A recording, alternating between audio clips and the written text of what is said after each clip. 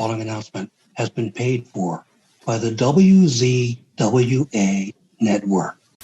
Hey, yo, baby, yo, this is PN News. You're watching the Insider's Edge podcast. Hi, everybody. This is former WWE superstar Al Snow. Reginald Bennett. CW Anderson. Sean Oliver. My name is Eugene. And you are watching the Insider's Edge podcast. Now get on the Train.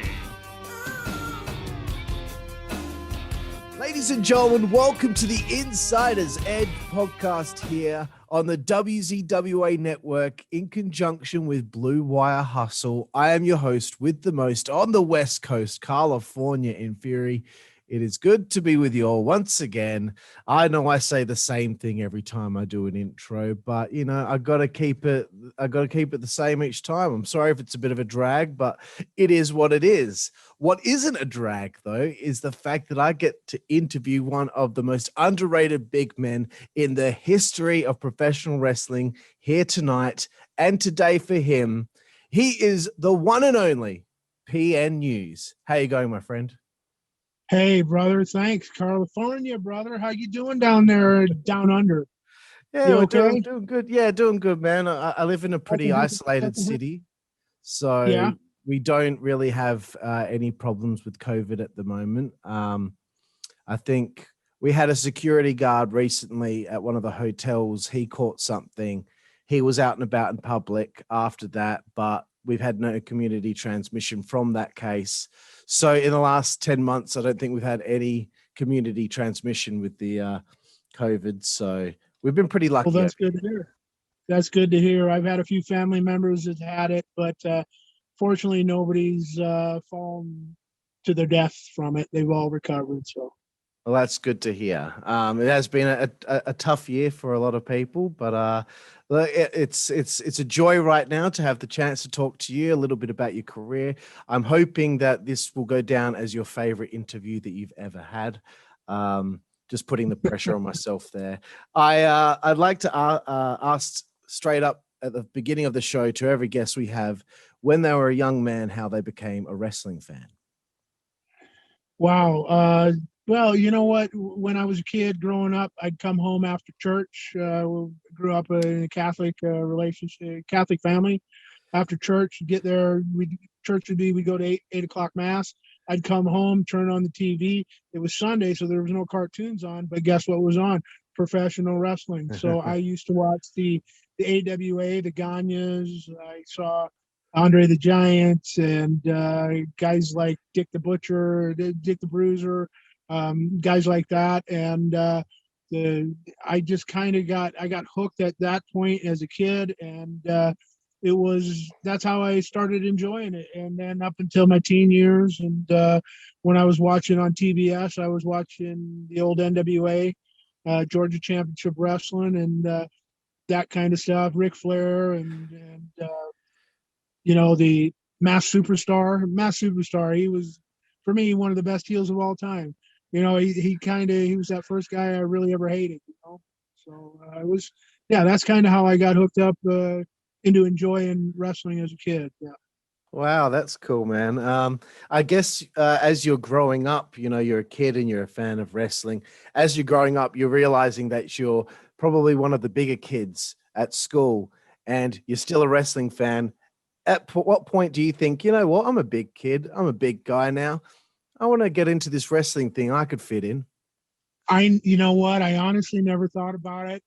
But what happened was, like, when we were in high school, when I was in high school, junior high, you know, I always hung out with, I was a bigger kid, so I always hung out with, I was playing varsity football as, you know, at a young age, and I was hanging out with the older kids, and then we'd do track, and in the high jump pit, we used to drop each other in the high jump pit, and okay. stuff like that. We used to wrestle down in the assembly room when we were practicing choir, because I got a great voice. I mean, it's obvious, right?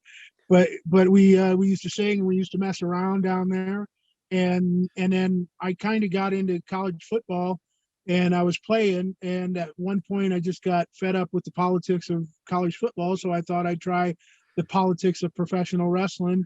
I was bouncing around the country. I went and saw some friends up in Wisconsin, I got a job bouncing at a door 5 days a week in Madison, Wisconsin, at a place called Buck's Madison Square Garden. And if you know, Madison Square Garden is in New York, of course, but in Madison, and it was just off the square. So he called it Buck's Madison Square Garden. I ended up throwing like 4 guys out at once out of the bar. And the thing was, is there was these 2 big windows, and everybody in the bar could see what's going on. And I ended up leaping.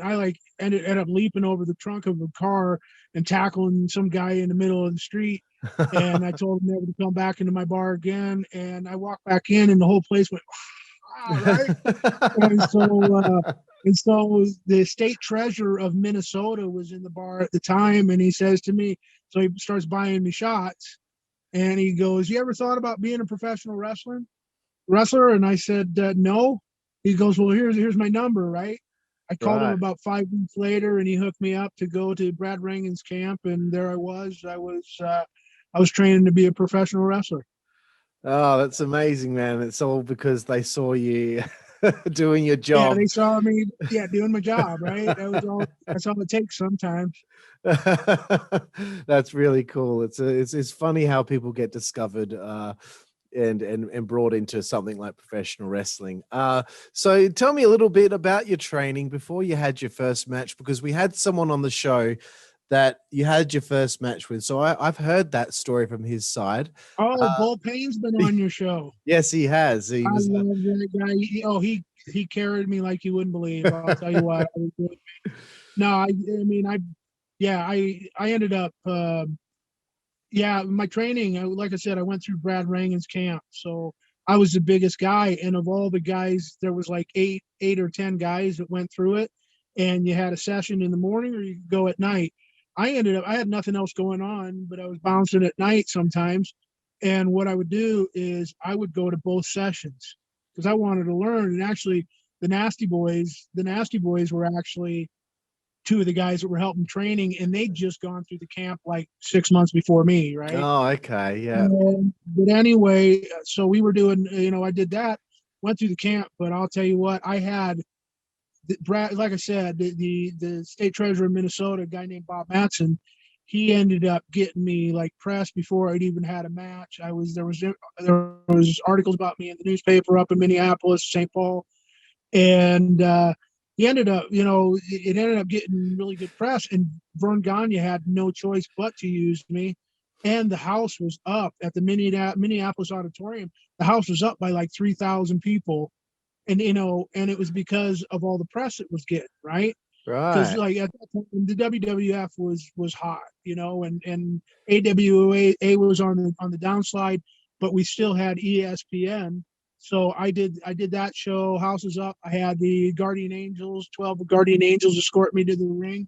Right. That was before they did it with what's his name, the One Man Gang, right? I was the first guy they came to the ring with.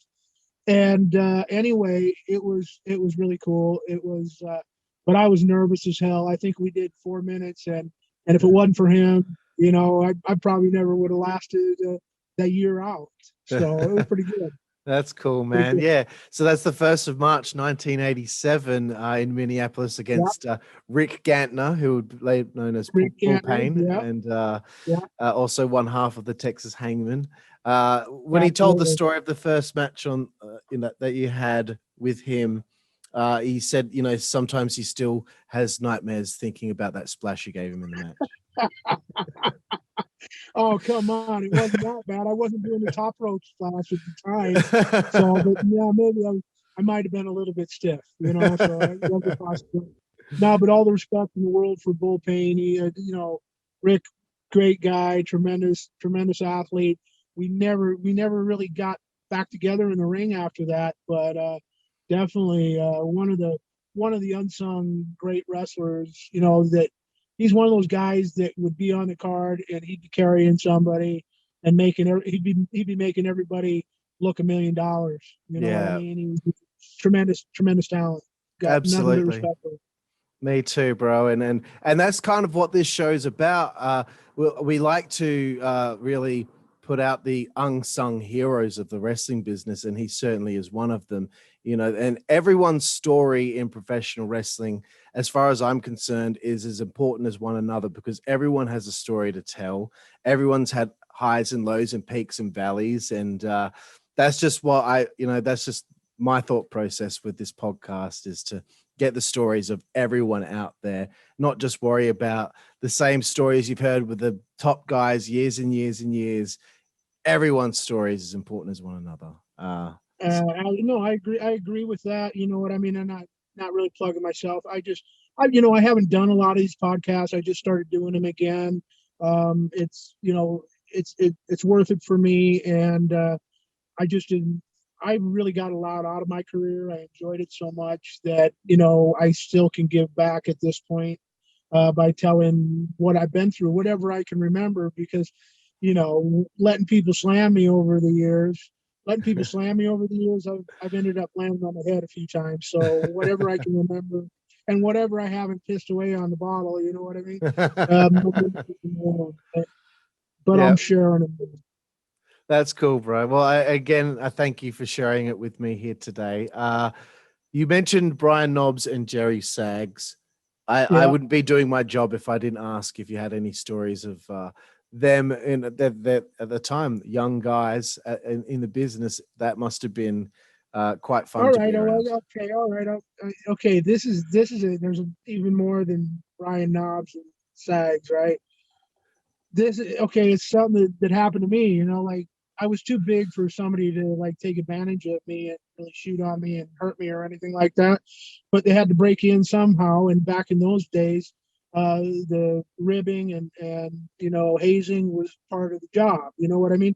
It made you that which does not kill you only makes you stronger. So what happened to me back then was it was like I think it was my second or third match, and I had to drive to Grand Forks, North Dakota from Minneapolis, about a 4 or 5 hour drive. Yeah. So we're there, and it's like a who's who of the AWA at the time. You got Kurt Hennig, Colonel De Beers, Jimmy Suzuki. Gosh, now you see, this is my brain going now. But you got Jimmy. Anyway, it's like Larry Zbyszko, everybody. You got all these guys there, and what happened is I didn't have a place to stay, and the hotel where the boys were at was sold out, and so the Rockers were there, and they said, they go, hey, don't worry about it, you can sleep in somebody's room. So we're all getting drunk in the bar, and things are happening, things are getting dropped in drinks and all that kind of thing. I kind of knew what was going on, but I didn't take any fear. And anyway, we ended up in the Rockers room, and I'm getting taken for my wages. Getting played poker with Hennig and Zbyszko and De Beers, so they take me for my deposit, whatever I got as a payout that night. Right. And I end up passing out, and so all the boys come around. Well, the next morning I'm waking up on the floor in the Rockers room. I get up, take a piss. I'm pissing. I keep going like this and rubbing my eyebrows. I haven't looked in the mirror and rubbed my eyebrows, and I'm just like it's kind of numb. So anyway, finally after I piss and washing my hands, I look up in the mirror. Both my eyebrows are gone, and there's a line shave down the middle of my head, and I'm going, the bastard's got my eyebrows, right? So 2 seconds later, Kurt Hennig's on the door, and he's notorious for that stuff, right? Yeah. So what happened? So they're going to put somebody on it as a special detective to look into the matter and make sure that everything's going on, or that they can find out who did this to me and everything like that. And they all know good and well who did it. And in the end, it was Knobs and Sags and Hennig started it, but Knobs and Sags went a little bit over the top, got the line down the middle of my head. But I never took it personally, and it was cool because at that point Hennig kind of took me under his arm, and he said, "Hey, come on, you're driving with me." So I mean, until I left the AWA and went out to Portland, Oregon, I rode with Hennig every time after that. So it was, for me, it was an education, and then I was getting taught a real education. And Hennig was going, you know what, you're not going to understand this till you're about 5 years in the business, but when you do, it's going to go, oh, that's what he meant. And I'll tell you what, it was about 2 years later, and I'm out in Portland, and I'm going, that's what he meant. Right. But, such a great, great education to start out like that, and then I went out to Portland, and I even got more of an education from there. I went to Germany, Japan. I was in Japan before my first year was out. You know what I mean? Yeah. So it was pretty cool. Yeah, that's awesome, man. I mean, to be traveling with Kurt Hennig, I mean, right there.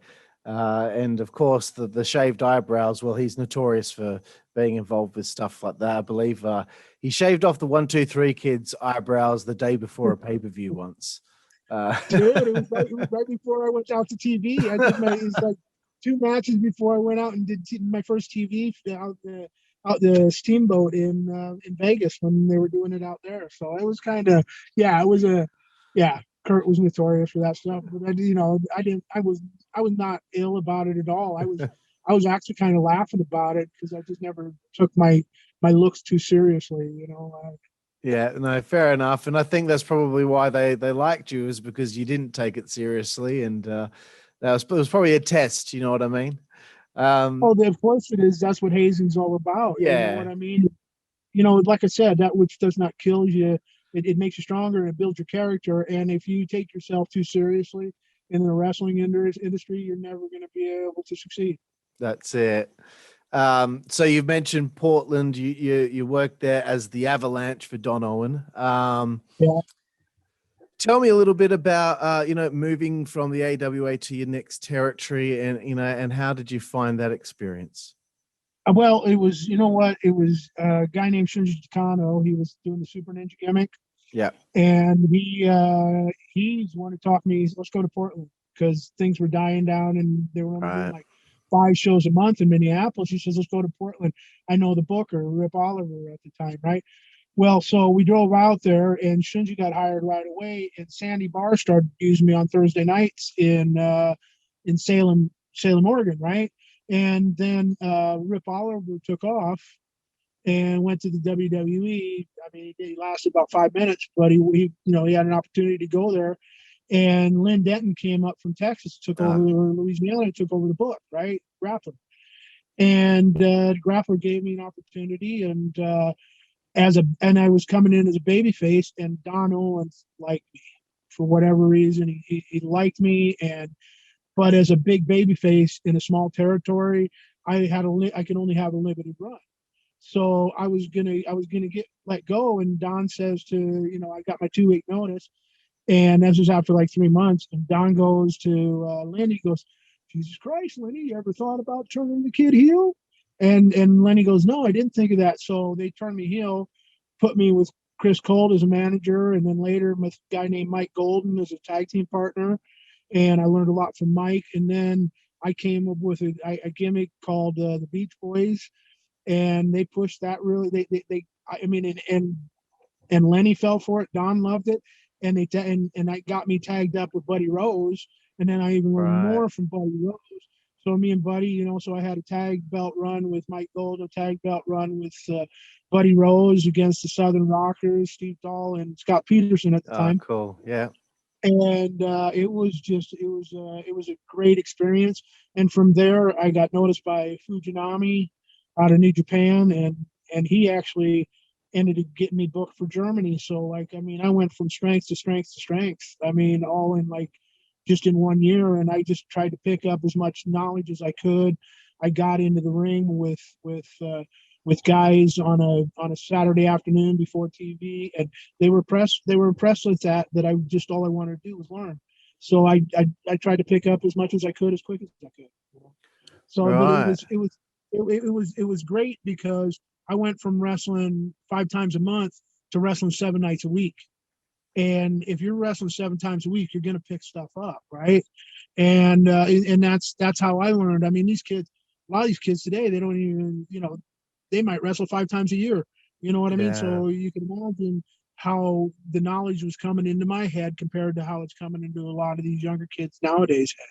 It was just, dude, and I absorbed it. I was 20 years old at the time, so I just absorbed it as quick as I could. Right. Yeah, that's amazing that, so that's such a whirlwind of things to happen in 1 year, but it's so true. If you're doing it 7 days a week, probably sometimes doing double shots as well, you're going to fast track your learning process so much. And as far as, you know, learning how to do your thing in front of the crowd and listen to the crowd and working with your opponents. Whereas like today, a lot of people only have one match a month because they're in one company, especially in Australia. You might be lucky to wrestle once a month in front of a crowd. Yeah. And but if you got a ring to work in, if you got a ring that you can train in, is the key is to get into the ring with the veterans and learn as much as you can from them. And my knowledge didn't come from working with young kids. My knowledge came from working with the older guys that knew what they were doing, because some of these older guys couldn't do what the younger kids could do. So you had to learn to work and, you know, to curb your own, what you wanted to do and what you wanted to do to somebody. You had to learn how to curb that and make it work in all situations, you know? So that was crucial. And then you said about doing double shots. When I started working for All-Star Promotions and some of the promotions over in England, I would go there in the summer, and we'd be doing the summer tours. I would do 14, 15 shows a week, and you were dead. And that would be like, I'd do like on a Wednesday, I'd do 3 or 4 shows, right? And, you know, I was finished by Friday. And then on the weekend, we'd go up to the Pleasure Beach in Blackpool. I don't know if you know about Blackpool, but that's where you did the challenges.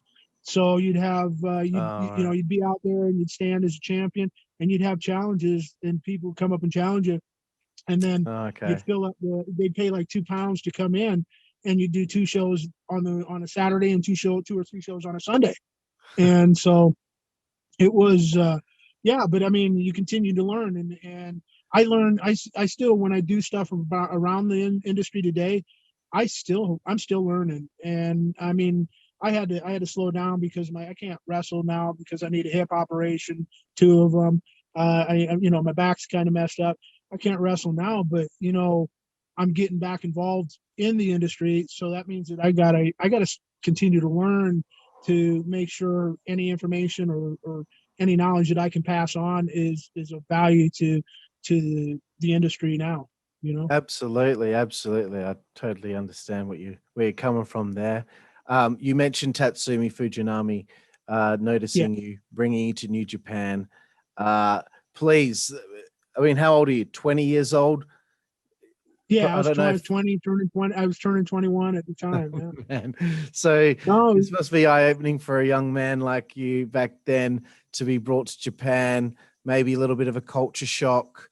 Tell me how you found Japan, and you know the time that you spent there. I noticed that you worked a little bit with Cowboy Bob Orton as well, which that's amazing. Well, Cowboy Bob Orton was kind of my confidant over there.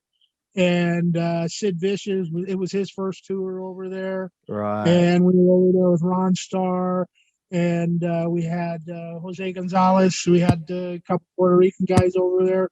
And it was a good team to be on, right? But we went over there, and Bob Orton, I mean, the thing is I would sit there, and I was the only one that played gin with Bob, right? And he'd beat me every night, you know, and well, I'd always be asking him questions, you know, and it was good. He was a great confidant for me, and asking him all the questions, he was freewillingly giving it to me because he knew I was absorbing everything he'd say.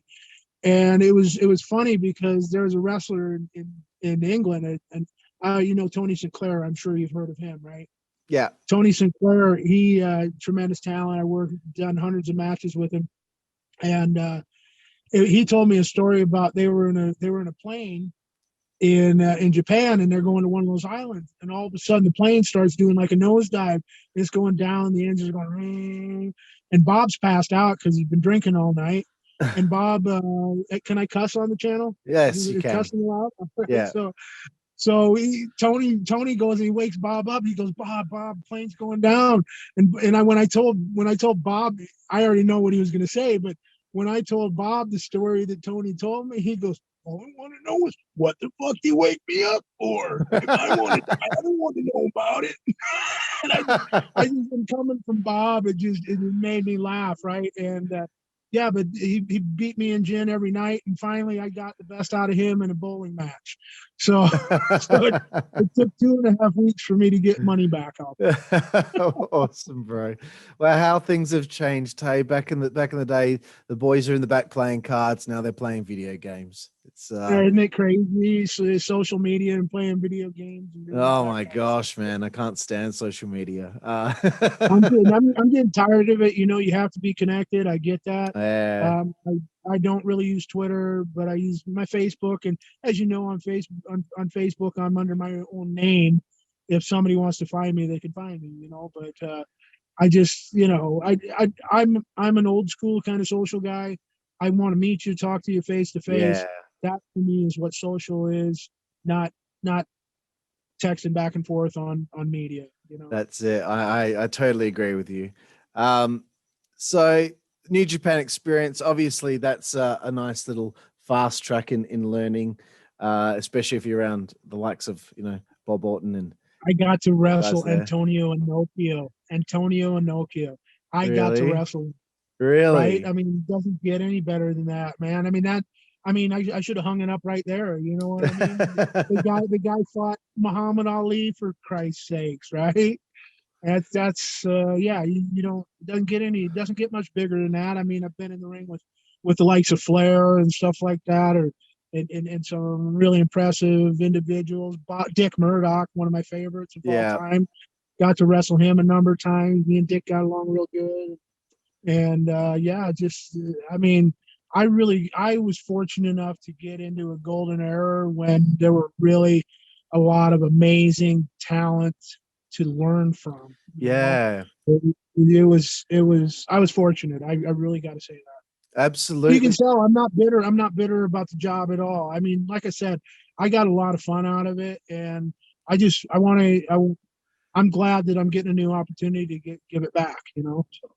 That's cool, man. Yeah, you're right. Like you've come into the point where guys like Bob Orton, guys like Antonio Inoki, they might be in the later stages of their career, but you're catching them right at those later stages to learn from them. But then you're working with people who ended up becoming on the same level as them years later. They're just coming to the business at the same time, Absolutely. like the Nasty Boys, like Steve Austin, etc. So that is, absolutely. Like total golden era. Yeah. Speaking of a golden era in wrestling, and the job's never gonna be like that again, And that's not a knock against these kids that are doing it now, and I wish them all the luck, and they're gonna probably make more money than I ever did. But that's not the point. Is that's when the business was these wrestlers. They were professional wrestlers. They did it. They came through the school of hard knocks, and it was just a completely different era. It really was. Yeah, and actually it drives me a little crazy that a lot of fans and even guys who are, in the prime of their career right now, they complain about the older guys coming back, even though they're only working part-time here and there. They complain about, but they need to be there because they need to at least help these guys learn even more. It's the exact same situation. Like these guys are older guys back then, but you're learning from them, and people are complaining today that how can they be disrespectful though? How do they find it? How do they there wouldn't be wrestling now if it wasn't for the generation before them. Exactly. It took the generation before them to get them where they're at right now. I never complained. I don't care if the guy wasn't as mobile as I would have liked to have. I didn't complain about working with him because I knew that in the end of the day, I'd pick up one or two things that I'd be able to carry forward as I got older, and I couldn't do the things that I used to do. I mean, when I turned 44, I blew out my meniscus. That ended me drop kicking, Yeah. So, okay, I'm in you got to keep taking things out of your repertoire. So you remember, well, you did this, and you can work around this, and we can do it that way. And you learn that from working with the older guys. Otherwise, and I still held on to certain things. I was doing a Santon way too long. I was doing my splash off the top way too long. I was doing a tope out of the ring way too long. Right. I didn't need to do all that stuff, but I was doing it anyway, and that's just the kind of, that's just because you're trying to keep up with these kids, and Yeah. Sooner or later mortality hits you, and you realize, wait a minute, I'm not 25 years old anymore. Yeah, that's it. I understand. I wanted to bring it to the 18th of July, 1989. You wrestle on NWA Pro with Colin Orsack as your tag team partner against the Steiner brothers. I don't think the match lasted too long, maybe a couple of minutes. Do you remember this matchup at all? I just thought it was an interesting one to mention, as it was I before honestly you went do to. not remember. Like I said, I've had 5,500 matches. I do not remember that one particularly, and there's probably a reason for it. The time I do remember working with the Steiners is actually, it was when Scott had torn his bicep, and I ended up having to be Rick's partner Right. against I called them the Dirty Dicks, Dick Slater and Dick Murdoch. Right. And I had and I was doing the selling, and Rick was making the comeback, and that's where me and Dick Murdoch and Dick Slater ended up hitting it off really well, because they couldn't believe it. You know what I mean? They really enjoyed working with me, and I mean, I ended up going to Puerto Rico with Dick after that. So it was that's the only time I ever remember working with the Steiners, and Scott wasn't even there. Fair enough. It's okay. You can't remember everything. You make the jump to Catch Wrestling in Europe soon after this as Cannonball Grizzly. I wanted to know how you came up with the name Cannonball Grizzly. Well, two things. I actually went to Germany before I went to the WCW. So in '89, so I went to the I got to Germany through Fujinami. And I went there and worked for Otto Vance, and Otto Vance, I was in December, that was like November, December. So it was the last tournament of the year in Bremen. Otto loved me and asked me to come back. So I ended up going back for him, and I did 2 tours for Otto, 2 full tours for Otto. And then I went to WCW, and then I went back to the CWA. I was married and to an Austrian national, and my daughter was on the way, and we decided to have my daughter Katerina in Austria. So it was, and so I did a lot of tours over there, and I enjoyed it. And a lot of guys came through at the time. You had Bradshaw came through. I was tag team partners with him, tag team partners with Jesse James, with Brian Armstrong, and I knew the Armstrongs from my WCW days and stuff like that. And and it was Terry Funk came over quite a number of times. Hawk came in. It's funny, it was my first match back for Otto. So I'm getting on a plane in Frankfurt, and in Frankfurt flying up to Bremen, right? And all of a sudden the plane's full, and I'm in the middle seat, and I tried to get an aisle seat. I'm in the middle seat. Plane's completely full, and one other big guy gets on the plane. And the only two wrestlers on the plane are sitting right next to each other. And guess who it was? It was Hawk, Road Warriors. Right? so we got in an hour and a half. We got pretty drunk. It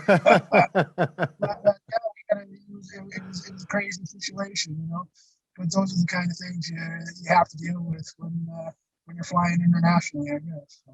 Absolutely, I love being over there. It was Germany, Austria, the CWA is like my favorite place I've ever wrestled. The fans were very appreciative. They loved it. It was without TV. We were selling out venues without the aid of television. Really? It was in the era when the WWE had just started coming in, like '88. They just started getting on TV over there in Europe. So as that program grew, it was stealing away from our shows, and there's a lot of other things going on that it just take too long to get into at the time. But we worked hard and we enjoyed it. And I mean, places like Graz, Austria, Vienna, Austria, Hanover, Germany, Bremen, Germany, with other shows going on in between. I would go to France, I'd go to England. We'd go a few other places. It was really it was just great. We had a good time. Fit Finley was over there, Tony Sinclair, Dave Taylor. The list goes on and on. A lot of European talent, which kind of all that European talent kind of changed the way I worked and wrestled, because I was learning a lot off of those guys.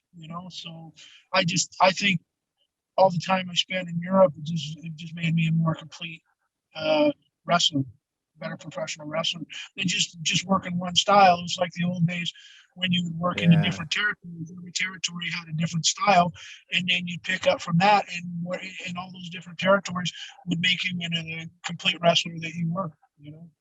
Absolutely. That's definitely a good way to go about it, learning different styles. And you spend a good amount of time there with catch wrestling. And I wanted to bring it to WCW in 1991, the 20th of April, 1991. PN News makes his WCW debut against Doug Gilbert. I wanted to know what the idea was, whose idea it was with the gimmick of, the rap type gimmick and to call you PN News. I've got to admit, the whole rap gimmick was my idea. I came up with the idea, and I had the idea to call myself like PJ Cool or something like that.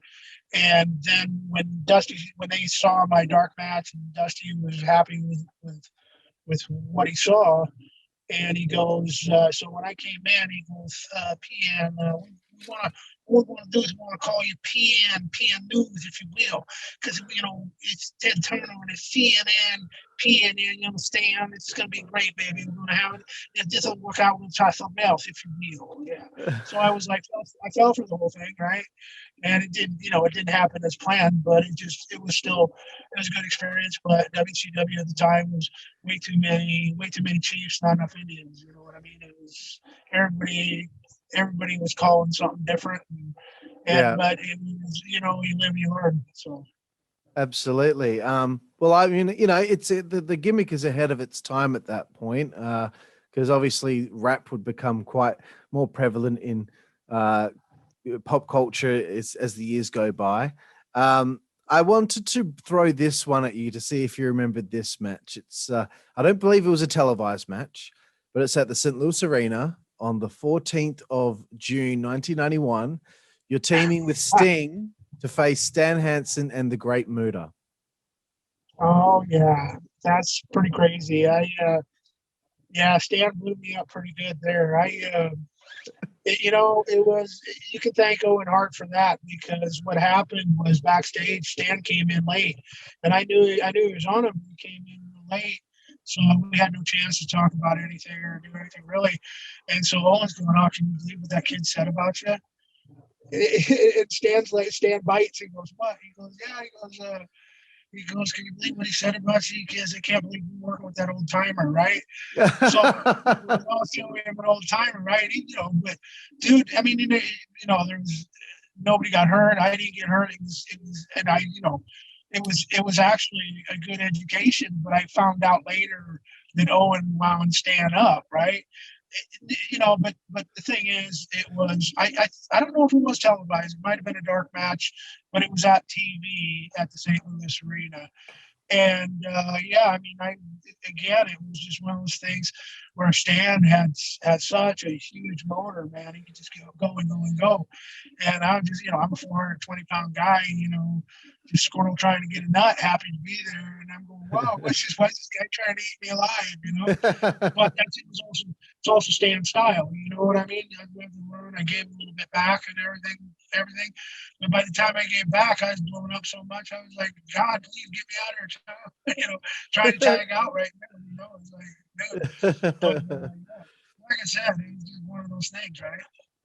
Yeah, man, and what a badge of honor! You've now been ribbed by Kurt Hennig and Owen Hart, so that's pretty special right there. Well, I was with Owen, because I knew Owen before too. I was with Owen in the CWA days, in like '89. I was Owen there with him, right? Yeah, Owen was master of winding people up, dude. He could, and you know what? Even though you knew he was a wind-up merchant, he'd still pull it off. He could still get you going, you know. Yeah. I love the stories of where he would wrestle his brother Brett, and he put him in like a camel clutch, and whilst he's like got his hands around Brett's face whilst utilizing that move, he's got a sardine in his hand, and he's just rubbing the sardine in Brett's face. And it's like a match that's like on TV. Yeah, yeah, but you know what? They were both professional enough to carry it off. You know what I'm saying? That's That's it. just crazy to me about it, man. And that's the difference. I mean, you used to be able to do some weird stuff in the ring and still be able to pull it off. That's the truth. That's you know? it. But people, people would, what are you gonna do? Get upset? You're on television. You gotta figure out how to make this work, right? Yeah, it's good stuff. So right out of the gate in WCW, you're working with Steve Austin, who is the television champion at the time. Not the Steve Austin everyone remember years later with the bald head and the beers and all that stuff. This is Steve Austin with, Lady Blossom at ringside. You two work this program together. Tell me how you felt coming in and being put into this position to work with someone like Steve, who was clearly on the rise at that point. Well, I think we were both on the rise. You know what I mean? This is before crap happened down there, but we were both on the rise. And so I was getting a push, he was getting a push. And he was obviously, he's had the technician. He was more set up. He was more about speed. I'm, speed doing high spots, doing all that kind of stuff. And me, I'm a big guy that can move around. So there was stuff, and I enjoyed working with him. It was we had a couple good matches. It was like a TV time limit or something like that, and it ended up in a draw or whatever. And no, it was good. We all knew how good he was going to be. We all saw the potential, and he did it. And he pulled it off, and when he got that opportunity, he went up there with one gimmick and finally, when he finally went to Stone Cold and got that Stone Cold thing put on him, he took that character to a different level. Because I'll be honest with you, I seen a lot of lone wolves. You call that a lone wolf character. I seen a lot of lone wolf characters. I seen Dusty try to do it. I seen Barry Windham, great worker, tried to do it. I seen other wrestlers try to do it, but nobody did it as well as Austin did. You know what I mean? That he did the lone wolf gimmick better, but he had the perfect opportunity. He got to tell he got to give his boss the stunner. Everybody in the world wants to give their boss the stunner, right? So if your boss is going to push you that big, you can't help to get over, because everybody, without Vince doing what he did, he would have probably never got over as big as Jesus. You know what I mean? Because he was as big as Jesus for a little while there. Yeah. And I'm not trying to be sacrilege, but he was, Steve Austin. I mean, he might as well have had a religion, right? 316. Yeah, exactly. I wanted to ask you about this, and I know you've been asked about it in the past, but I wanted to bring it up myself because I would be deathly scared of doing this, but obviously you're all professionals and you're able to pull it off. Great American Bash 1991, the scaffold match, yourself and Bobby Eaton taking on Steve Austin and Terry Taylor. I don't know how you guys do it on that little platform. I would be scared to death to do that, but tell me a little bit about experience. When you're there, you're talking about Bobby Eaton, one of the greatest wrestlers that's ever been on the planet, right? As far as I'm concerned, if the guy could have talked, he'd have been as big as anybody, Yeah. Bobby Eaton, tremendous, nothing but respect. His timing, his wrestling, fantastic. We know what became of Austin. Terry Taylor was fundamentally a great worker, great timing, everything like that, good mind in the business. We're all up there, but here's the problem is they forgot to order a proper scaffold for that match. And we should have only been one story over the ring or 13 feet above the ring. Yeah. But we ended up being about 3 stories above the ring because of the way they built it, right? and we were an earlier match. It'd been one thing if they could have built it up later and done it, but we were one of the earlier match, and they left the scaffolding up. So it was like 3 stories above the ring, and so we had to do that flags in the corners Right. instead of dropping, somebody falling off the thing. And believe me, it's not one of my favorite matches. I get asked about it all the time, and that's cool. But it wasn't. It's not. It's probably in one of my bottom 10 matches that I've ever enjoyed. Because of the fact that it was bad logistics. You know what I mean? They Yeah. weren't important enough to think about, so they forgot to order the scaffolding in order to get the match started. To get it done properly, and Yeah. it becomes a mark. I mean, it's a mark on my career. I don't know if those guys get asked about it as much as I do, but I mean, I had less time on TV as those guys did. So, I mean, yeah, it is what it is, and yeah, I mean, I could have been worse. Somebody could have got hurt. Exactly.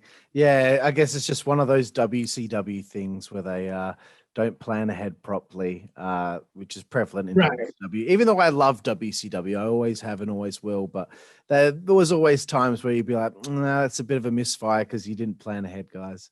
Well, Brian Dixon out of England, he's All-Star Promotions. He always had to say. He said, "Proper planning prevents piss poor performance." Perfect, yeah. Not that he always planned ahead, but I love the saying. Yeah. The saying was good in that there was no proper planning for that particular match. It was a byproduct just to put another fancy match on a Great American Bash, and that's basically all it was.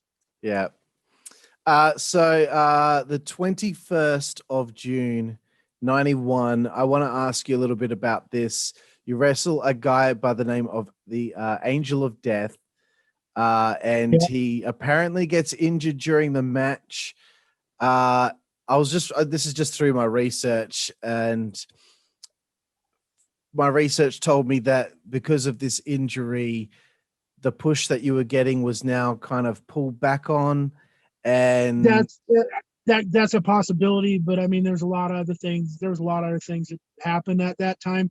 They can, they can say it's to that, but it was one of those things. I was doing my splash off the top. I placed him where I wanted him. He thought I wasn't going to make it. He slid in. and he moved. I ended up hitting lower than I want to because I've got to pull back on my splash. I can't, if I'm allowed to spring out, I can get higher and I can put myself in the right thing. But because he moved into the corner, I ended up splashing him a little lower, which hyperextended his knees. He had bad knees anyway. I feel bad about it. I'm not using that as an excuse because nobody wants to injure anybody. It's just it's something that happened. I mean, there's been worse injuries. I mean, Vader broke somebody's neck that same year, but his push didn't get taken off. So I don't know if that was the reason. There's a multiple of different things that it could have been. Jealousy. I was getting a push. I wasn't making big money, but I was getting a big push. I was pinning guys in like 50 seconds on TV. Yeah. That pissed a lot of these guys that were making 10 times the money I was. That pissed a lot of people off. And so I was not because of the time and because of the timing, I was everybody was afraid I was getting a Magnum TA push, right? And it wasn't that. It was just the amount of time that we had left TV time, So, it was what it was, but I couldn't tell you if that's the reason or if other made up stuff was the reason. All I can say is if it's on the internet, it doesn't necessarily mean that that's the reason. You know what I mean? We all know 100%. Telephone, telegraph, tell the internet, and whatever happens, whatever. That might be the case, might not be the case. Nobody ever told me that, Yeah, I can totally see the politics coming to play here. That's why I know that the whole rumor of you stealing money from people's bags is a bunch of bullshit. Because me and Rick Rude, I got punched by Rick Rude, but it was for a whole different reason, And I won't pee on a dead guy's grave, And and it was something over stupid. And me and Rick talked the next day, and that was it. He says, "Oh, come on, I don't want to get fired." He was worried about getting fired, so we made up a story about we were arm wrestling, table broke, and I ended up table flew up, gave me a black eye. You know what I mean? But because we came up with a stupid story, then the story, everything. There were a few people, and then Paul Heyman knows the truth, and also Kurt Hennig knew the truth because Rick and Kurt were really good friends, right? And in fact, at the first King of the Ring, I was up there at that show up in Ohio, and Kurt came to me, "Oh man, I can't believe it over that, blah blah blah." I said, "Yeah, man, it's water under the bridge." It was all water under the bridge for me, And Kurt knew what the situation was. There's a few people, they don't talk about it. I don't care. It doesn't bother me, man. People are going to believe what they want to believe, regardless of what I say. And when people ask me about it, I say, listen, I got a lot of sins to pay for. That's not my sin. I mean, I've committed a lot of sins. When I go to hell, that's not one that I'm going to have to deal with. Absolutely. There we go. You heard it here, everyone. It didn't fucking happen. Okay. Let's just get past that, everyone, and get over it. It didn't happen. So before I ask, get over you bastards. Come on. I like having the opportunity to stick up for my new friends on this show. Thanks, buddy. I know and I don't care what Joe Legend says about you. I like you, man. I don't care. I hope he's enjoying that bastard. The 10th of December 91. I'm getting towards the tail end of your WCW run here. You have your first world title match against Lex Luger in London, UK. I just wanted to bring that up because I thought it was pretty important to bring up the fact that PN News had a world title match, and it was against Lex Luger in London. How did that feel for you to, be able to say, "Hey, I competed for the World Heavyweight Championship"? I mean, well, I guess PN News was getting over pretty big on the WCW because it was like, and then they sent me and Johnny B. Bad and Jim Ross over to do all the promotion, right? Yep. And the people liked PN News. I guess it kind of reminded them of the Big Daddy, who was a huge character over there. And it kind of reminded them of Big Daddy, so it kind of helped get me over.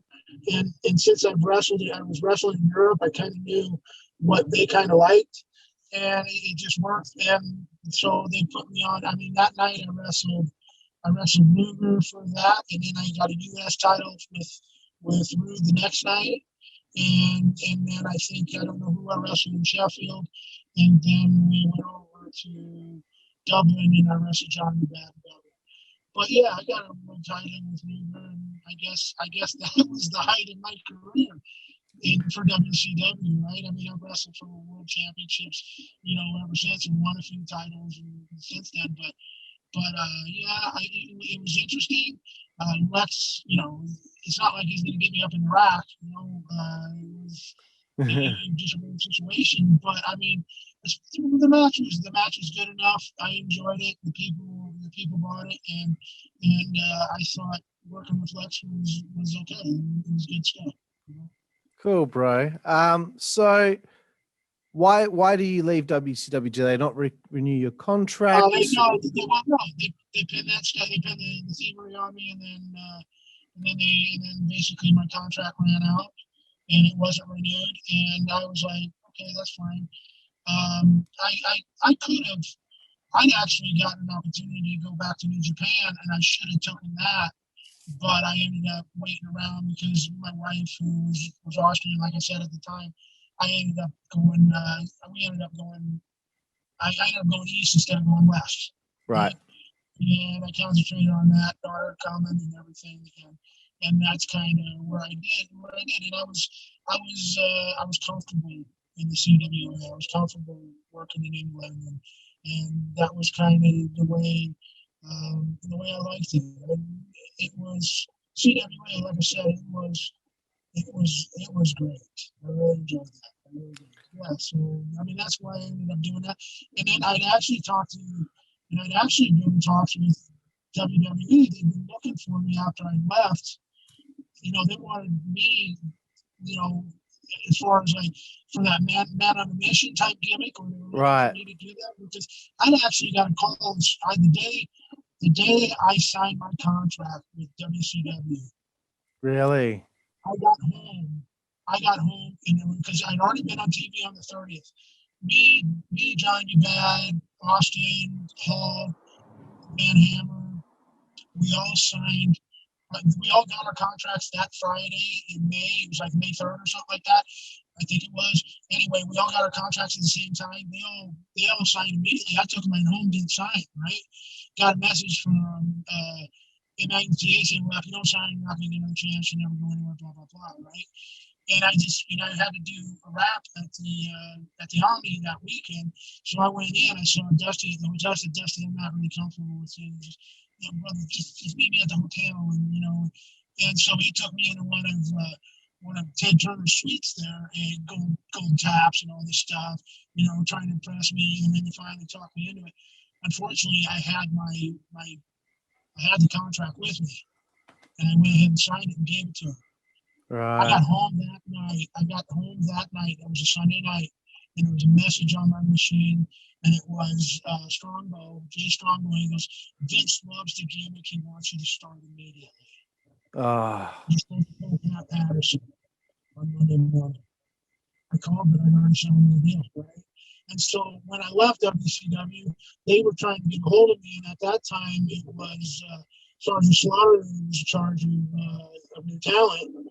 And when I showed up at the King of the Ring, he goes, where have you been? We've been trying to get a hold of you. I said, what do you mean? He says, yeah, we want you to come in and do the gimmick. And I was like, I've been over. I got a daughter coming in. I've been over, in Europe working. He goes, well, here, dude. So I talked to Pat, and then Pat said, go introduce yourself to Vince and say blah blah blah. So I talked to Vince and everything like that, and they said, listen, you can't get a dark match this weekend because they had all the pay-per-view and all that stuff coming in. But come back next month. We'll get you in next month, right? And I was like, my daughter's on the way. I can't wait around in the United States, and I had a flight ready to go back. So I just went back and just blew it off, and I never went back to them, right? So it was, it was like I come from the era where they say, don't call us, we call you, right? And now the era is, call, finally say, okay, come down to next, NXT, right?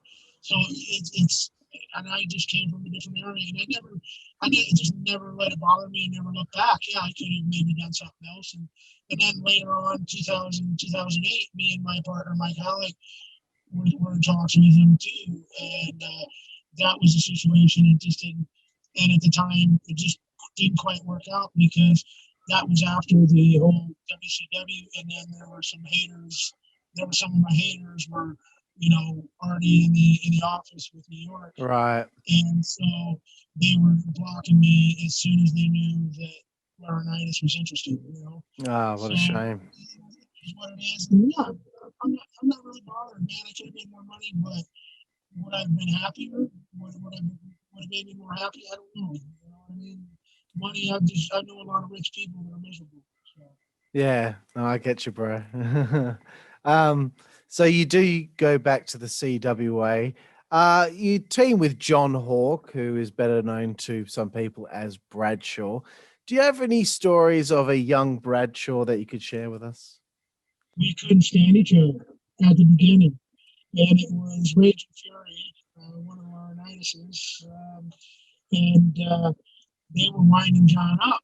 Him and the guy, and you remember Ice Train too, right? Yeah. They were over there, and they were both starting that year, and they were winding up and trying to get us to go at each other. And then finally, me and John got drunk in Hanover, and they hadn't started tagging us up yet. And they started to, and then me and John got drunk and said, man, Fury said this about you, Ray said this about you. And I said, I never said any of that stuff. I heard it talk to those guys. And so we found out that they were telling a bunch of bullshit, trying to wind us up. But me and John figured it out, right? And so we got it going, and we ended up tagging with each other. Hanover, we started tagging, and then we got the belts in Bremen, and then we dropped them to a guy named Bill Furman and August Weasel. Right, but we had some good matches, and it was good. John was a good worker and everything like that. And so we got along. We complimented each other really well. I'd love to have some of those matches on video. It's just a lot of my stuff wasn't taped. You know, all my best. It's funny, like a lot of my best stuff isn't even on video. You know, but Right. I'm sure a lot of wrestlers can say that. But yeah, I enjoy working with John, and when we started getting along, we started clicking, and that was the same thing with Ice Train. When we started getting along, we started clicking. You know, it's cool. You know what I mean? But you're not going to get along with everybody on the bill anyway. But it's just, I'm glad I got along with John at the time, and then of course Ice Train became one of my best friends. You know, so those are good experiences. You know, don't let other people stop you from becoming what you can. You know. Absolutely, bro. And Ice Train is someone I've been trying to hunt down for so long. I found his Facebook. I sent him a message, but he still hasn't read it. I'm still hoping to talk to him sometime because he's another guy who I believe is an unsung hero in the wrestling business. I'll pass on the information for you. Thanks, bro. That'll be great. So you do also team with Jesse James, who many out there may know as Road Dogg, from the very famous Armstrong family, who everyone has always just said such great things about that family. How was it teaming with him back then, and did you two click as well? We clicked immediately. Had a lot of fun. We had a lot of fun with him, and we clicked immediately. We kept in touch for a while, and then when he got into New York, I was like, well, he's already been in New York, and then when he went back, we kind of lost track. But for a while, he was like in Mid-South or whatever, and in Tennessee and stuff. And we kept in touch a little bit, and then we kind of fell out of touch. But nothing but respect for that family. He was to the mic what Brad was to the ring. And that's not disrespecting the rest of the family because they're all just tremendous talents. But I thought Brad was the best ring worker, and Brian was the best on the mic. And I remember Brian when I was in WC. Brian was still in the military. He was still in the Marine Corps, and so every time we get up to Baltimore, he'd always show up to the show, and I'd always hang out with guys like. I'd be driving with Brad or Steve Smothers, and I was driving with the Rock and Roll Express. I mean, those are the kind of guys. Those guys are always down to earth, and those are the kind of guys I got along with. I didn't get along. I'm not a clique kind of guy. I never have been. Not even when I was in high school. I never belonged to a clique. I'd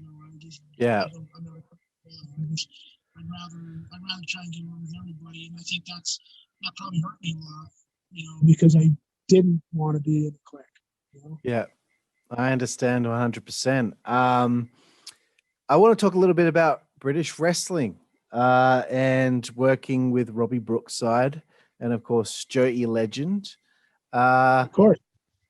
Any stories about Robbie? I know he's working in the WWE Performance Center these days, but he's someone that doesn't get mentioned on the show very often. So I thought I'd try and get the opportunity to hear about him. I've probably worked more matches with Robbie Brookside than I have with any other wrestler in my career.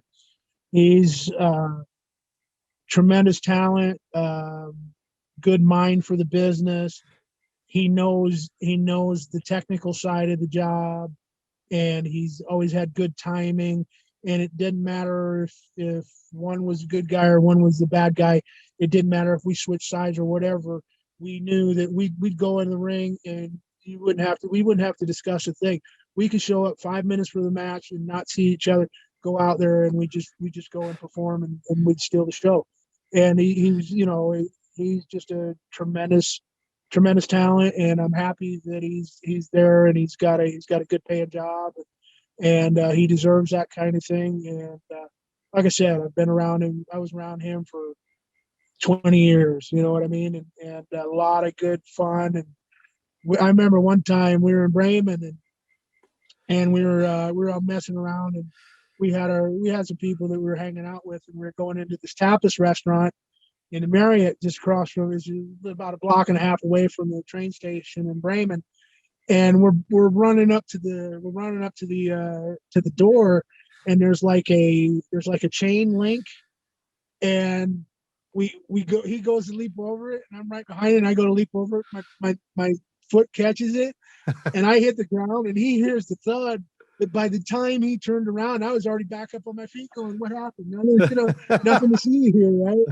But, we had moments like that, but we used to hang around, pal around together.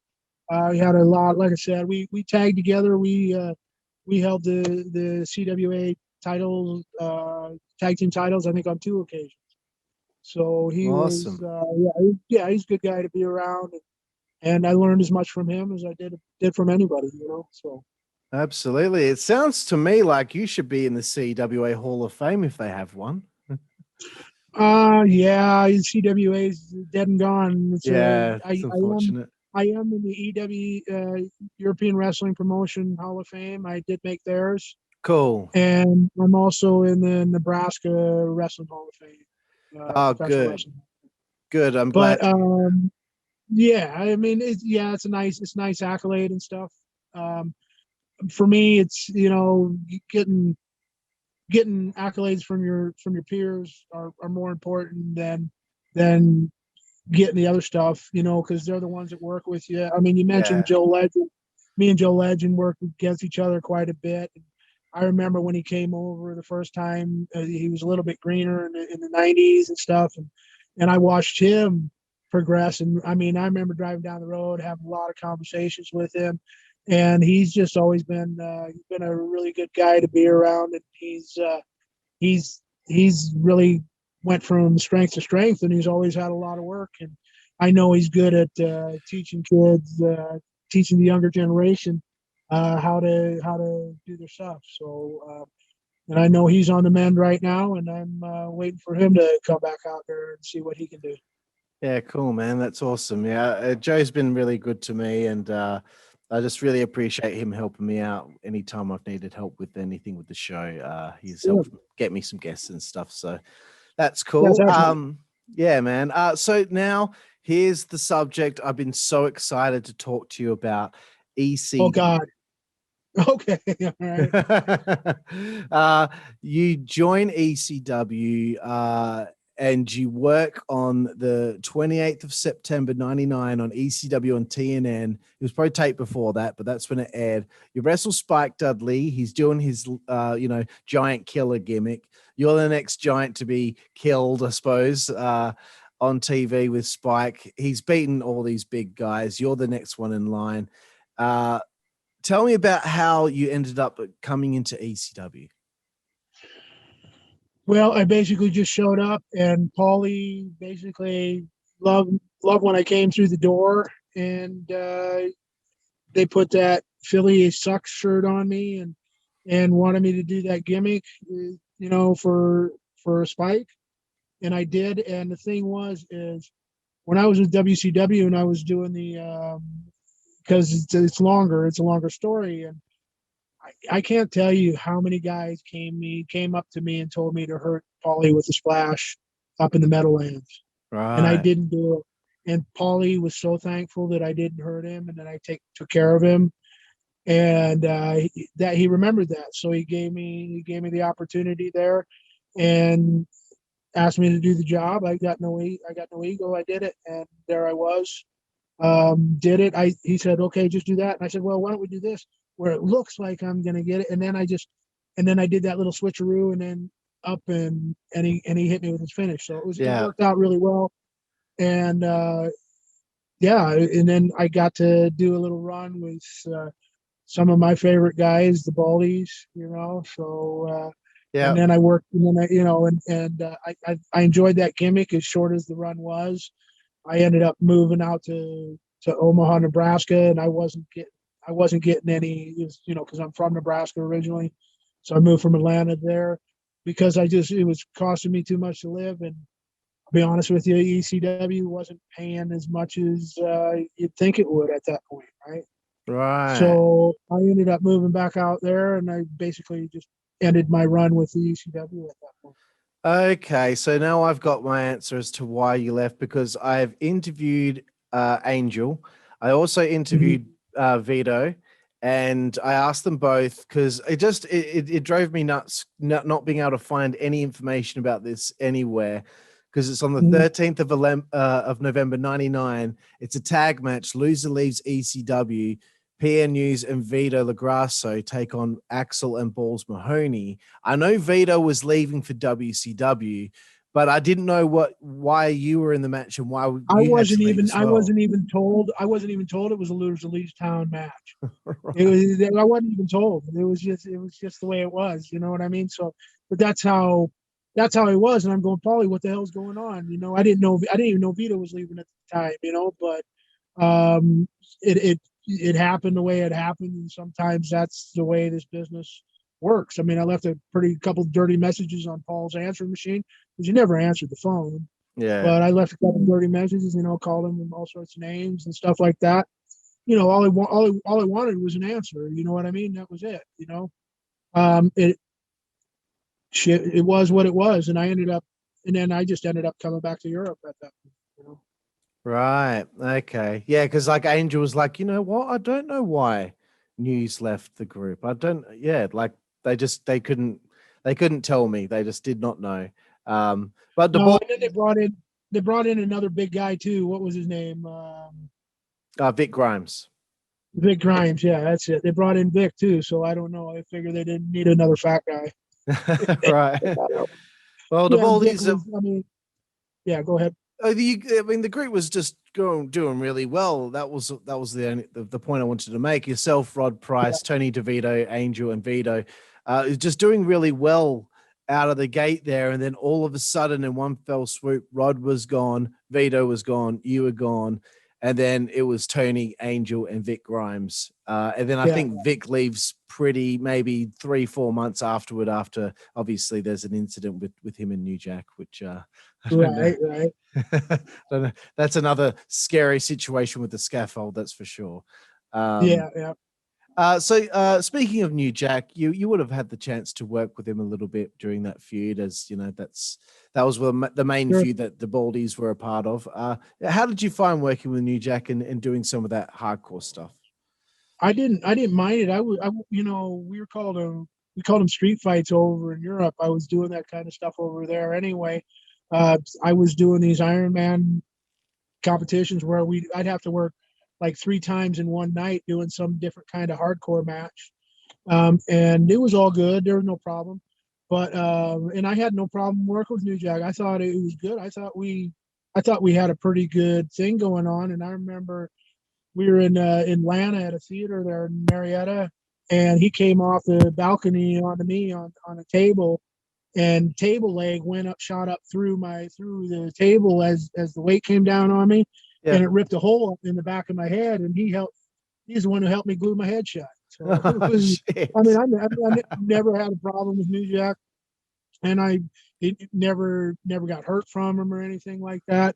I also had I had a hip issue at the time. I never told anybody. I used to go into the toilet stall and tie my boot because I was just in so much pain, and that was the end of the 90s, 99. Yeah. And that's when I first started having problems with my hip, and I worked with my hip like that for another 16 years, unfortunately. Oh my gosh. I really need the operation. So but that was the first time. So but I never complained about it. Just went out there and worked anyway. Well, another guy you work with is you get to work a match for the television championship against Rob Van Dam. Now that's a hell of a guy at that stage of his career he's in the prime right there. Tell me a little bit about the experience of working with Rob Van Dam. Tremendous athlete. What can you say? He was doing stuff way ahead of his time. He was such a tremendous flyer, doing all those flips and things. It was great. The timing was good. I mean, we had a good rapport. I mean, I think it was our third or fourth match that we've had together. That's probably why they, had us do a title match, because we did have a good rapport with each other.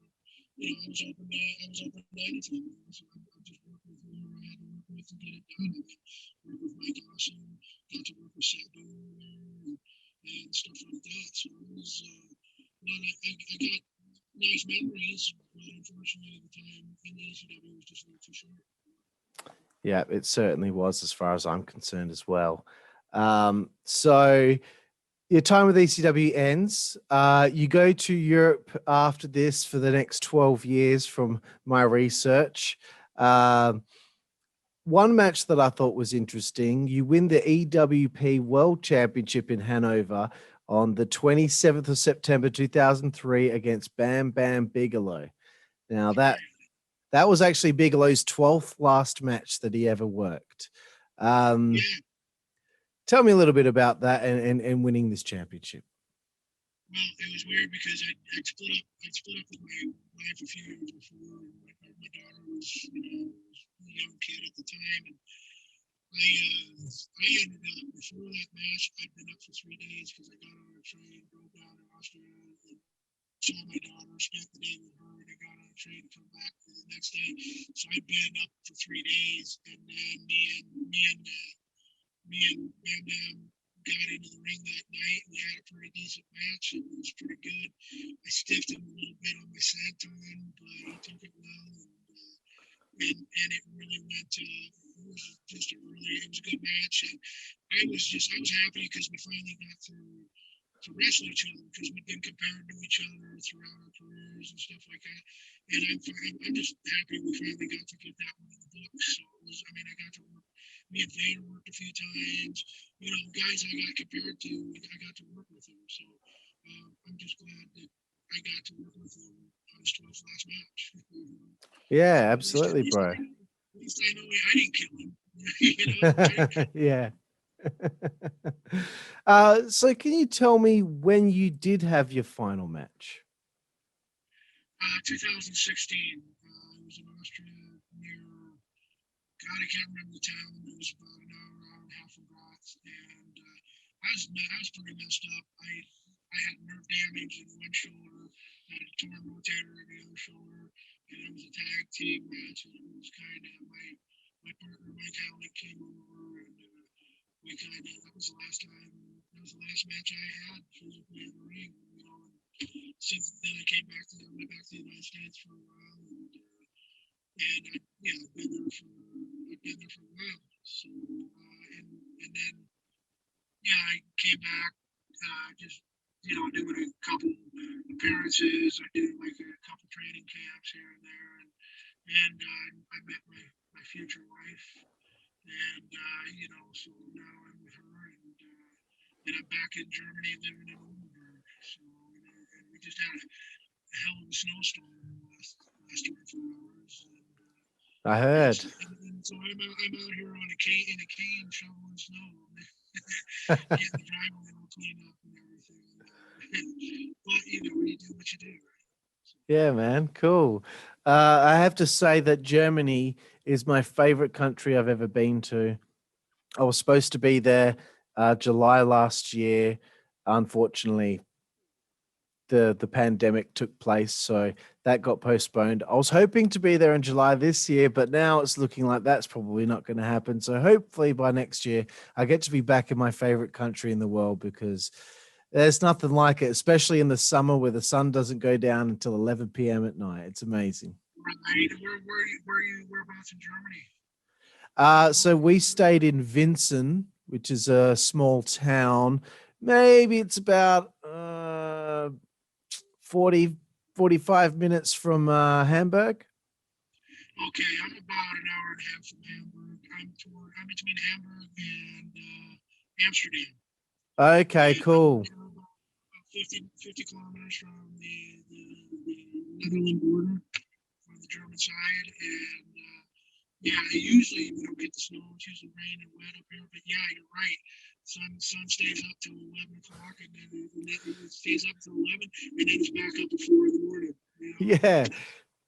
It's not too dark there in the summertime, but then you get the complete opposite in the winter. Like, sun goes down at 4, and it doesn't come up until like 8 in the morning now. So, Wow, that's so crazy. I'm from Australia, so we tend to keep, it tends to stay pretty like normal for us, you know. When it gets to winter time, obviously the sun goes down a little bit earlier, maybe like 6 p.m. But like to be up and out and about in the city in Hamburg, and it's like 10:30 at night and the sun's still up and everyone's out and about having a great time, man, it's just mind blowing. And you spent your whole time on the Reaper Bond, right? Oh man, like those wind, the what do you call them? The Windmills, big yeah, turbine man. mills. Yeah, I mean, I understand that wind energy is very important, but after driving for ages and this just constantly seeing these windmills just spinning, you kind of feel a little bit sick. Yeah, I'm telling you, it's they're pretty big. They're big into the wind energy over here.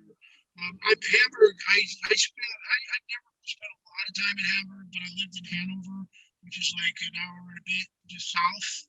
You go down, what is it, A7? You go down there and you run into Hanover, and I spent a lot of years in Hanover.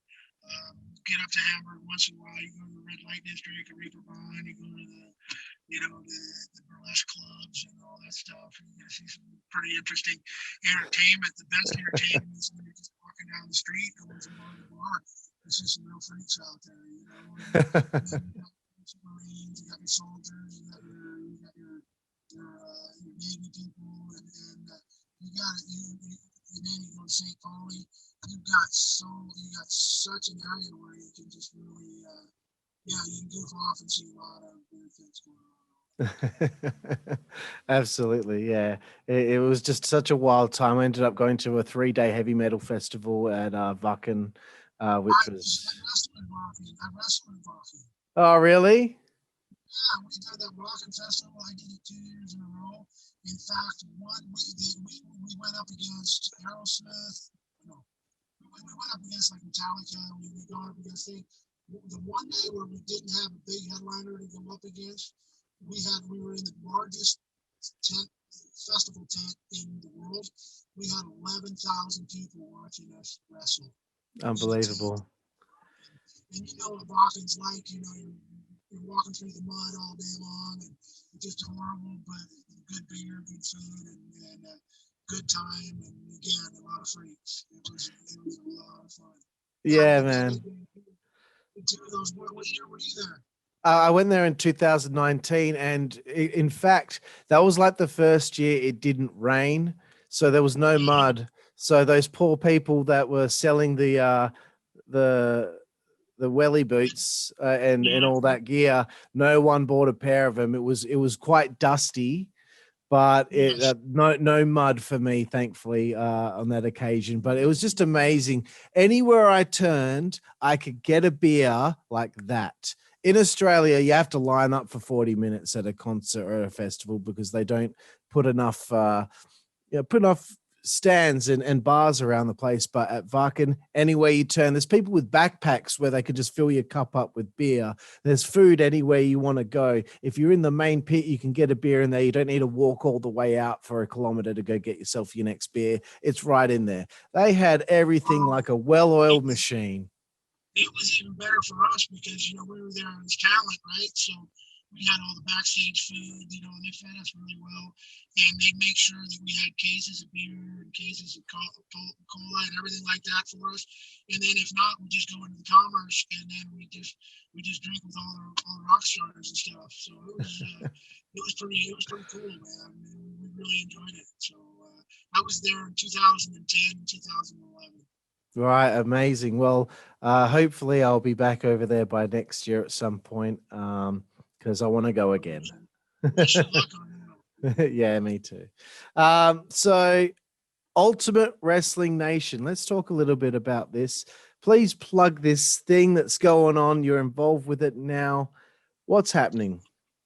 Well, what we got is it's an Ultimate Wrestling Nation, and it's basically Nations Wrestling. We're going to be doing contact prize fighting. It's going to be like a no holds barred tournament for $250,000, and it's going to take place in Dubai. We're going to be doing live. We're going to be doing live TV tapes. It's going to be supported by 52 episodes of television. We're going to tour the Middle East, 12 different countries. We're going to have 60 live events annually. Every 4 months, there's going to be like a month-long tour. Then after that, we're gonna continue to grow, and then we're gonna be wrestling in every city that has over a million people, and we're talking North Africa, all the whole Gulf nations and stuff. We've got a performance center that is going to be having its grand opening in the next few weeks. Our performance center has 34,000 square feet. We've got two 20-foot. We just built two 20-foot WWF style or WWE style rings. And then we've got talent. We got guys that are going to be training like Dave Taylor, Tony Sinclair, Frank Chick Cullen. I'll be down there, to help with the TV. We've got two swimming pools. We've got a running track.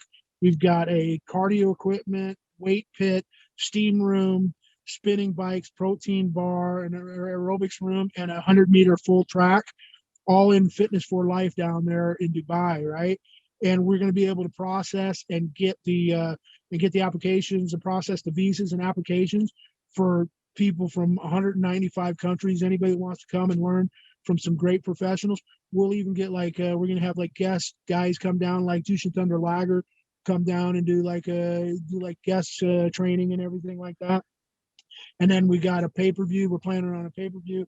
The pay-per-view that we're planning on is going to be called Ultimania, which, Ultimate Wrestling Nation, right? Yeah. And then our TV series, the theme nights are going to be like Monday Night Nation, Tuesday Night Titans, Wednesday Night Warriors, Thursday Night Thunder, Friday Night Fights, Saturday Night Slam, and Sunday Night No Holds Barred.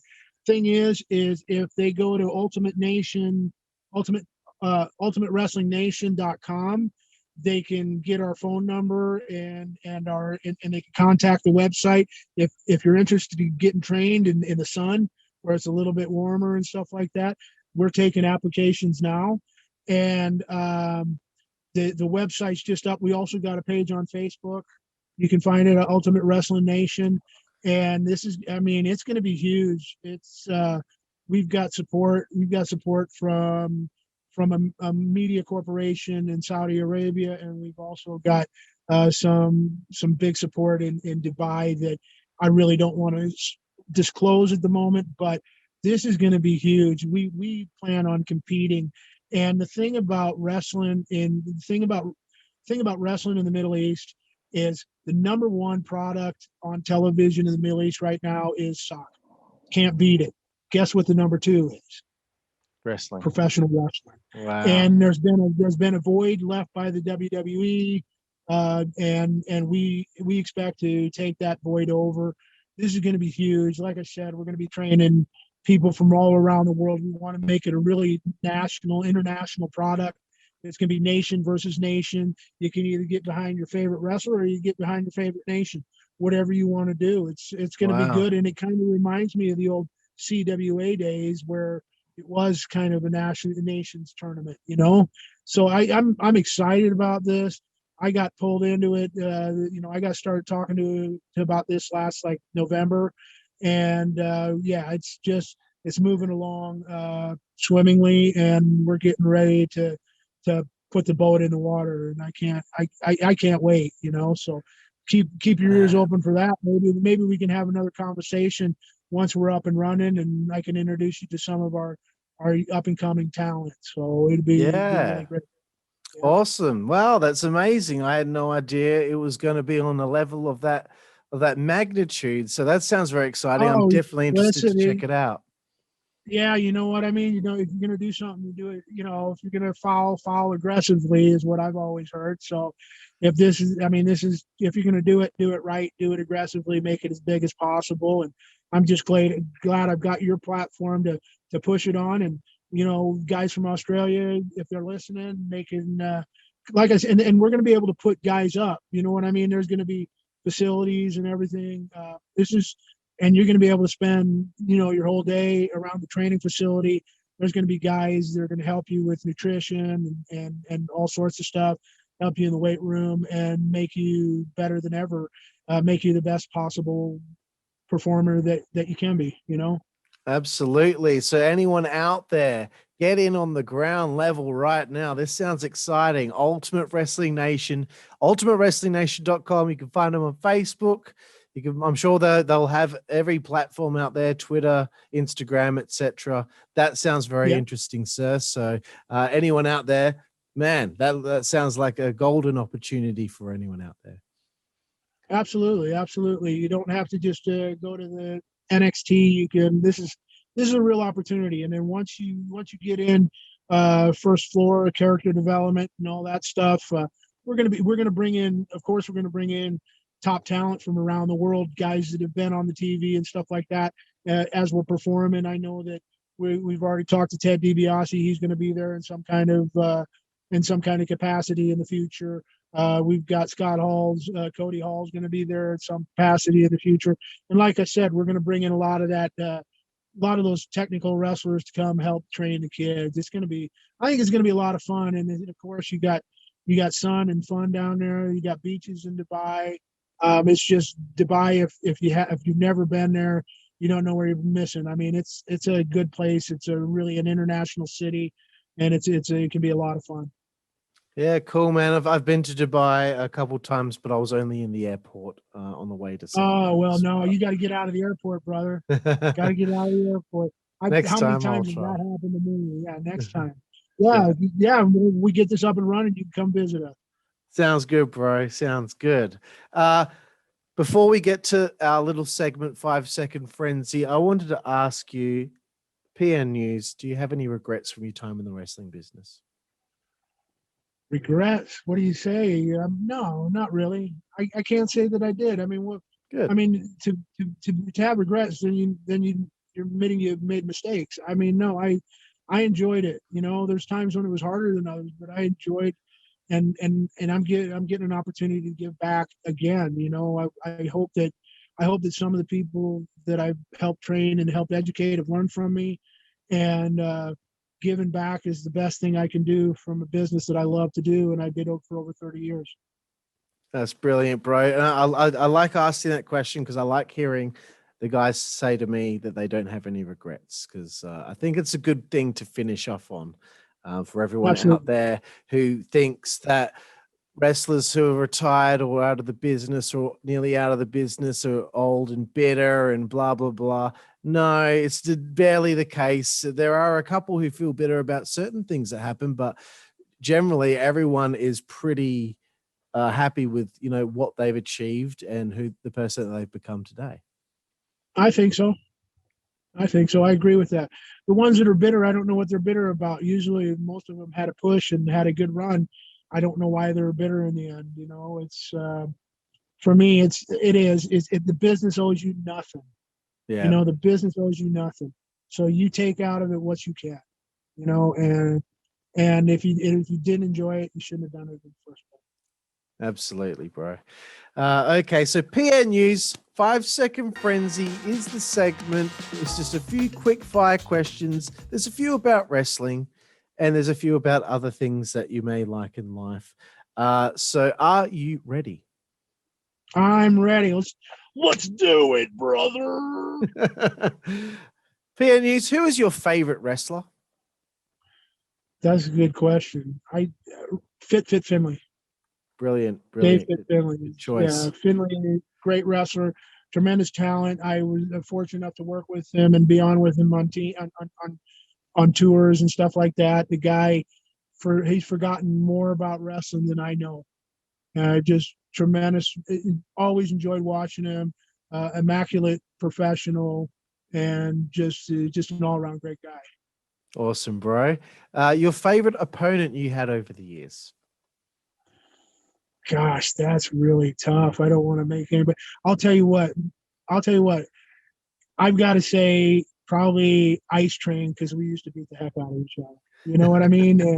And people, you know, we'd have people they'd write about us in German paper, and they said, "Oh, wrestling might be fake, but these two guys hate each other." And we used to just beat the crap out of each other. So it was fun. It was fun. That's cool, man. The favorite match you've ever had? I know there's 5,500 that you've had in your career, but if you could pick one. Oh, God. That's really, really hard. I don't know. I'll tell you what. I work with a guy out of England, Thunder, and it Yeah. was this. It was a title match with European Wrestling Promotion, and we had a really good match. That one, and then Chris the Bambi Killer out of Austria, where we did 11 rounds in Austria, Wow. and that was a really fun match. I really enjoyed that. It was in Leoben, Austria, in front of a sold out house, and yeah, that was a real fun match. Awesome. Your favorite book? It's got to be, you know what? I got to go with the series, Wheel of Time series. It's got to be my favorite. I'm a fantasy guy, Okay. but if I had to pick an author, it'd be David Gemmell. Would be my favorite author. Excellent. Favorite TV show? Hogan's Heroes. I don't know why. Great show, man. Great show. I watched it when I was a kid all the time, and I still pick it up today. I still watch it on YouTube, in little stints. I don't know the timing, the humor. I thought they were really good, and people that know me in the wrestling industry know I'm a real freak for timing, and I just thought that the timing, Klink, Schultz, those guys. I mean, Yeah. the timing on that show was just outstanding.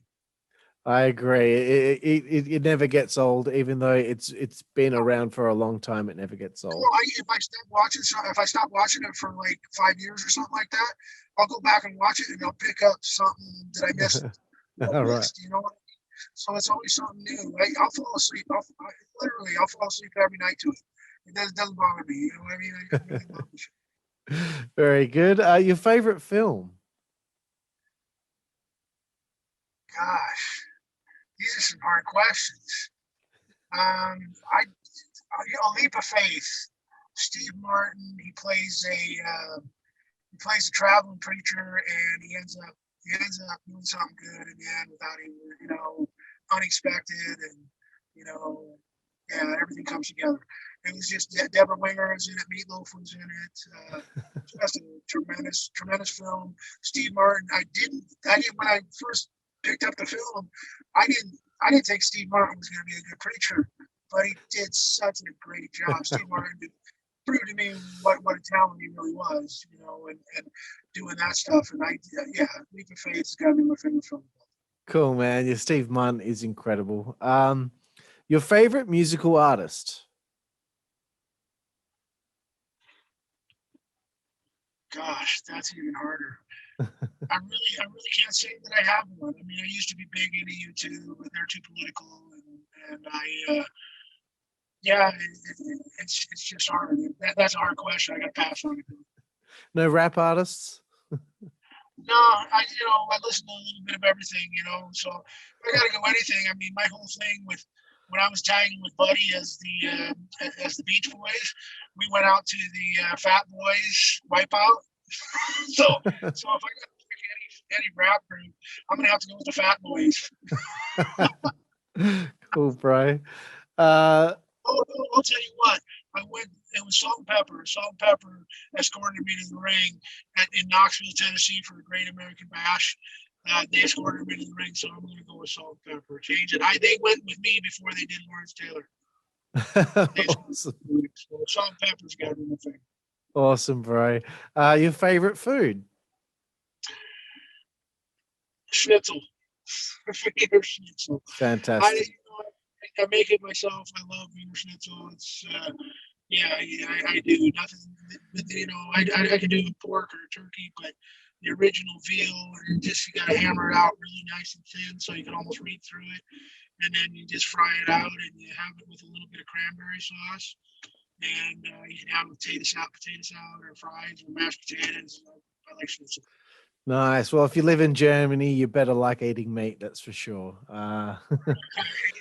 Your favorite place to eat on the road? Gosh, you know what? Really don't have one. When I was in South Africa, I used to like going to what the heck was the name of it? I know it's a chicken place down there, but I don't have a particular favorite food chain. Texas Roadhouse is pretty good, and then there's there's a steak place in Amarillo, and they do a 72-ounce steak, and if you eat it within an hour, you get the whole thing for free. Oh my gosh. It's even on stage. I never tried it. I couldn't do it. They do it. They do a nice ribeye. So. Nice, bro. The third last one on 5 Second Frenzy is your favorite alcoholic beverage. If I'm in England, it's got to be cider. And if I'm in Germany, it's beer. And if I'm anywhere else, it's usually some red wine. I do like a dry wine, Shiraz or something like that. I saw you drinking it. That's it. I've got that Yeah. right there. Nice. Delicious Wine's stuff. Mine's the safest one, you know. Very nice. Second last one, the naughtiest one of them all on 5 Second Frenzy. Your favorite female body part? Yes, I like a girl with a nice body. I'm an ass man all the way. Nothing wrong with that. I'm an ass man too, bro. And the last one here on 5 Second Frenzy, your favorite curse word? Damn it, man. Very good, I bro. use the F word a lot more, but damn it, man, is my favorite to say. Cool. Well, PN News, it's been so lovely to have the opportunity to talk to you tonight. I'd learned a lot that I didn't know about, especially with ECW and things like that. So it was really cool for me to learn about these things in your career and hear you tell these great stories. I really appreciated your time, and as I wind this up, I want to say to you that you should be very proud of everything that you accomplished in the wrestling business and you're about to accomplish, because, in the most isolated city in the world, Perth, Western Australia, you have someone right here that appreciated everything you did, my friend. Well, I appreciate that. Thank you very much. And I appreciate anybody that supported me over the time, because I am nobody without people like you. So I appreciate it. Thank you very much. Thank you for giving me the time and giving me this platform to express myself and actually to put my new project with the Ultimate Wrestling Nation and everything like that. It's been helpful. You're a good man, and you need to stay in touch and try and get yourself to Dubai when we get rolling. Absolutely, bro. Definitely. I will stay in touch with you. I've got you on Facebook now and on messages, so we'll stay in touch and we'll be friends. All right. Yeah, let's do that. I hope you enjoyed it, you bastard. Well, thank you again, PN News, and thank you everyone out there for watching here, the Insider's Edge podcast on the WZWA Network in conjunction with Blue Wire Hustle, and we will see you next time. Thank you.